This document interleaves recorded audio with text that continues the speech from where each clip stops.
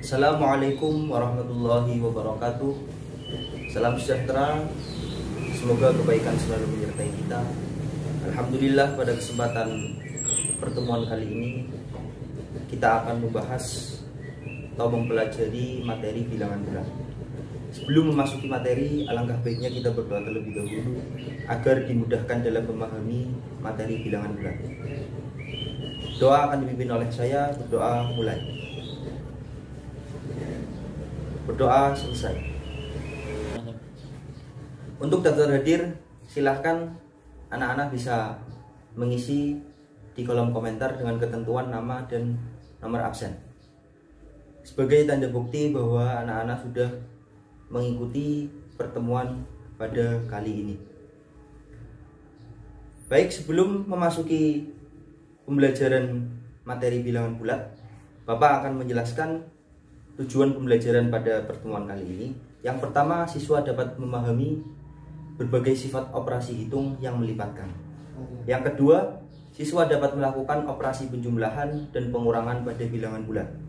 Yang ketiga, siswa dapat melakukan operasi perkalian dan pembagian pada bilangan bulat. Baik.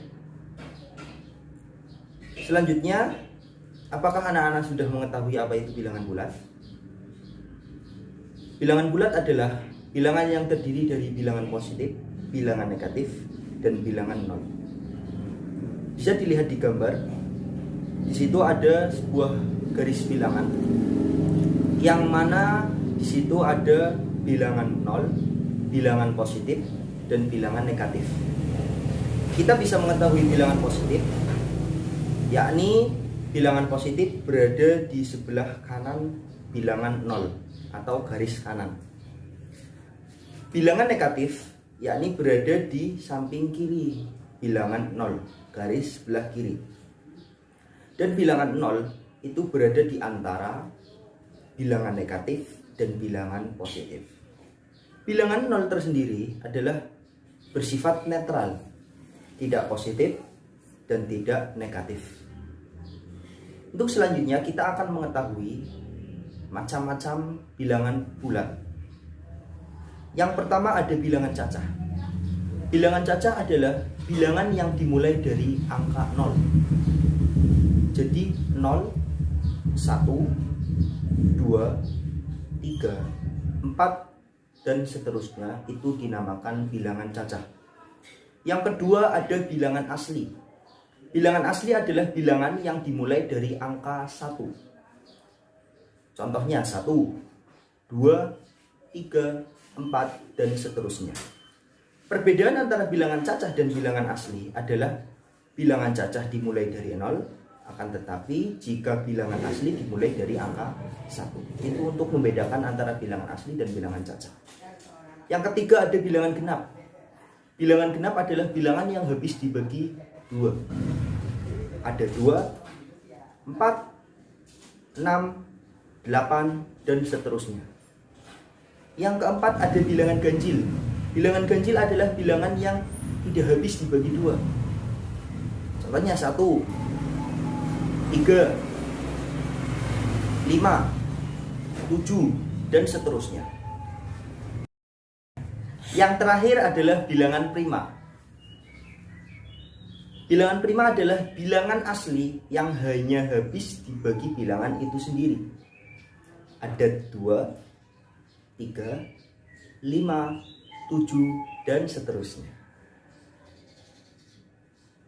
Untuk sub yang selanjutnya, kita akan mempelajari operasi pada bilangan bulat. Macam-macam operasi ada 4. Yang pertama penjumlahan, pengurangan, perkalian, dan pembagian.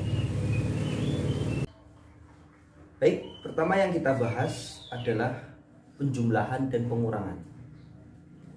Berlaku apabila A ditambah B sama dengan B ditambah A. Yang kedua, A dikurangi B sama dengan A plus min B. Yang ketiga, min A ditambah B sama dengan negatif dalam kurung A ditambah B. Yang keempat, berlaku A dikurangi negatif B sama dengan A ditambah B. Baik, untuk memperjelas agar kita bisa mudah memahaminya, kita masuk ke contoh. Contoh yang pertama, apabila 7 ditambah 8 sama dengan 8 ditambah 7, hasilnya 13. Yang kedua, 9 dikurangi 4 sama dengan 9 ditambah negatif 4, hasilnya 6. Yang ketiga, negatif 3 ditambah 6 sama dengan negatif dalam kurung 3 ditambah 6. Jadi kita bisa menghitung yang di dalam kurung terlebih dahulu.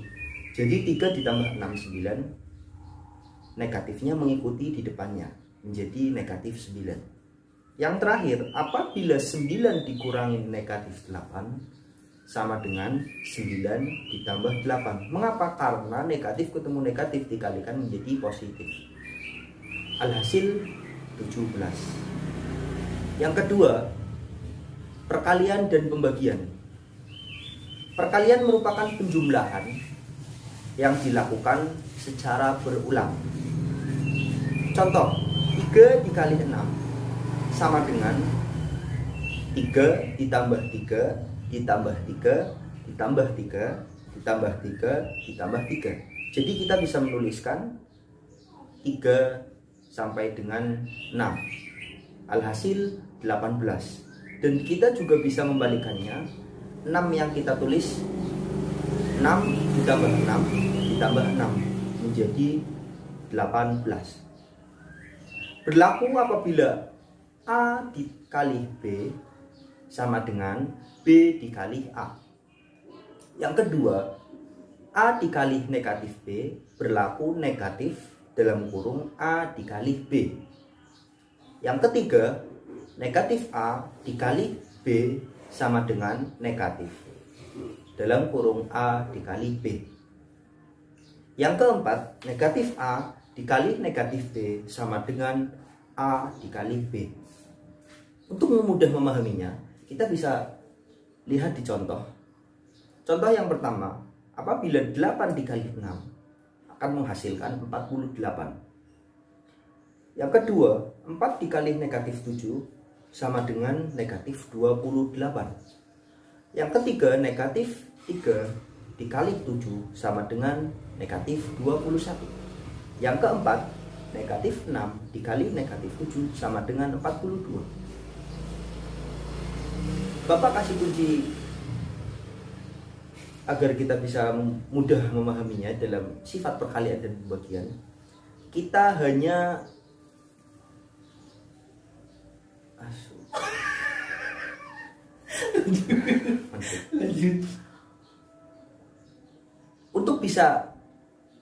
untuk lebih gampang memahaminya, kita bisa menarik kesimpulan apabila negatif dikali positif itu pasti hasilnya negatif. Begitu juga sebaliknya, apabila positif dikali negatif, hasilnya pun sama, akan menjadi negatif. Kecuali positif dikali positif, pasti hasilnya positif. Apabila negatif ketemu dengan negatif, dikalikan atau dibagi, pasti hasilnya positif. Itu yang bisa kita tarik kesimpulan agar kita bisa memudah untuk menghitung perkalian dan pembagian. Selanjutnya kita akan mempelajari tentang sifat-sifat operasi bilangan bulat. Yang pertama ada sifat komutatif atau pertukaran tempat. Berlaku apabila A ditambah B sama dengan B ditambah A. Untuk mudah memahaminya kita masuk ke contoh. 3 ditambah 2 sama dengan 2 ditambah 3. Jadi itu tetap hasilnya sama walaupun ditukar. 3 ditambah 2 hasilnya 5. Sama juga dengan 2 ditambah 3 hasilnya 5. Ini contoh yang penjumlahan. Ada juga contoh yang perkalian. 4 dikali 6 sama dengan 6 dikali 4. Ini yang namanya pertukaran. Hasilnya pun sama. 4 dikali 6 24. 6 dikali 4 hasilnya pun 24. Itu sifat komutatif. Yang kedua ada sifat asosiatif. Apa itu sifat asosiatif? Adalah sifat yang dikelompokkan. Berlaku apabila A ditambah dalam kurung B ditambah C sama dengan A ditambah B dalam kurung tambah C. Jadi sama, hasilnya pun sama, cuman ini dikelompokkan. Contoh agar kita bisa mudah memahaminya, 4 ditambah dalam kurung 3 ditambah 6 sama saja dengan dalam kurung 4 ditambah 3 ditambah 6. Hasilnya sama. 4 ditambah 3 tambah 6 itu hasilnya 13.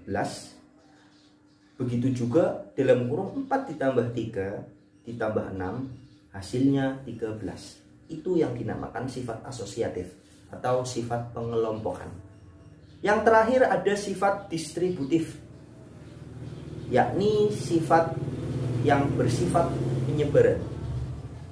Berlaku apabila A dikali dalam kurung B ditambah C sama dengan dalam kurung A dikali B ditambah dalam kurung A kali C.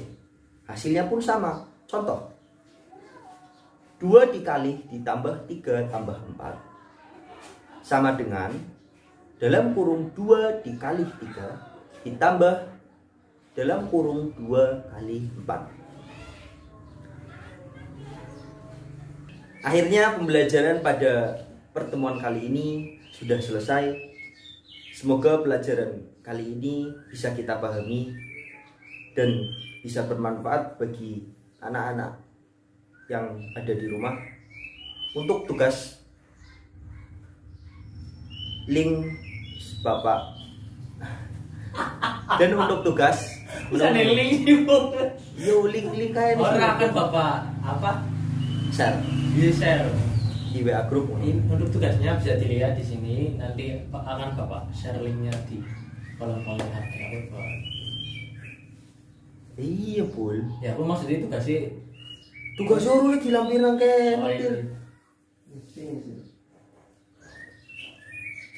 dan untuk tugasnya Bapak akan lampirkan di kolom komentar dan anak-anak bisa mengaksesnya. Mungkin sekian yang bisa Bapak sampaikan. Semoga bisa bermanfaat untuk anak-anak dan anak-anak bisa memahaminya di rumah. Akhirul kalam, assalamualaikum warahmatullahi wabarakatuh.